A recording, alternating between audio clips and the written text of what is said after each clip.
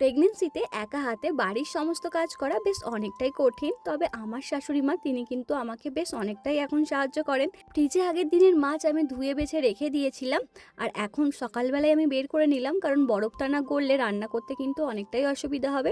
এই যতটুকু মাছ লাগবে ততটুকু মাছ নিয়ে আমি কিন্তু এটা জলে ভিজিয়ে রাখলাম, বরফটা যাতে গলে যায়। বাবা এখানে সকালবেলায় আমাদের বাছুরটাকে রোদে বেঁধে দিয়েছে।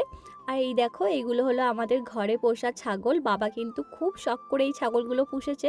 দেখো, দুটোরই রং কিন্তু সাদা, আর দেখে মনে হচ্ছে ছাগলগুলো ছোট, কিন্তু এগুলো অনেকটাই বড়। দুপুরবেলার জন্য রান্নাটা কিন্তু আমি কাঠের উনুনেই করি, আর এই ঘরে মূলত আমাদের জ্বালন রাখা হয়, তাই আমি এসেছি জ্বালন আনতে। আর উনুন ধরানোর জন্য এখান থেকে আমি কিছু জ্বালন নিয়ে নিলাম। তারপরে বাড়িতে এসে দুটো বেগুন কেটে নিয়েছিলাম ভাজার জন্য, কারণ সেন্টার থেকে যে খিচুড়িটা দেয় সেটা কিন্তু শুধুই খিচুড়ি দেয়, শুধু খিচুড়ি কিন্তু আমার একদমই খেতে ভালো লাগে না।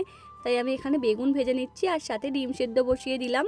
আমাদের এখানে সেন্টারে একদিন ভাত দেয় আর একদিন খিচুড়ি দেয়, তো যেই দিন খিচুড়ি দেয় আমি চেষ্টা করি খিচুড়িটা খেয়ে নেওয়ার। আজকের খিচুড়িটা কিন্তু খুব ভালোই করেছিল। মাঝে মাঝে কি জানি কেমন খিচুড়ি করে, কিন্তু মাঝে মাঝে বেশ ভালোই বানাই।